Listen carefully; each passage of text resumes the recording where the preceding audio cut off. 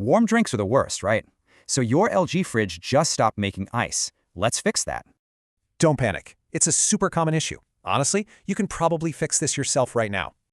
Before you call for backup, we've got 3 super simple checks you absolutely need to try first. First up, check that ice maker switch. Sounds kind of silly, but it gets bumped off all the time. Just hunt down the switch right on the unit itself and simply flip it back to on.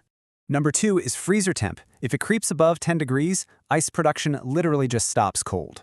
Set that freezer to -4 degrees Fahrenheit for the best results. Then give it a few hours. Third, your water filter. Be honest, has it been over 6 months since you last swapped it out? A badly clogged filter can actually choke off the water supply to your ice maker entirely. Okay, still no ice? No worries. If those quick checks didn't do it, let's trigger a system reset. Now, your reset method totally depends on whether you're rocking a standard or a craft ice model. For standard ones, pull the bucket, hold that test button for 3 to 5 seconds, and wait. Got craft ice? Just unplug the fridge for 10 minutes, plug it back in, and give it time. So what's the deal if a full system reset still leaves you with 0 ice? At this point, you're likely looking at a faulty water inlet valve or a frozen fill tube. Both of these mechanical issues basically mean one thing. It's time to call in a pro.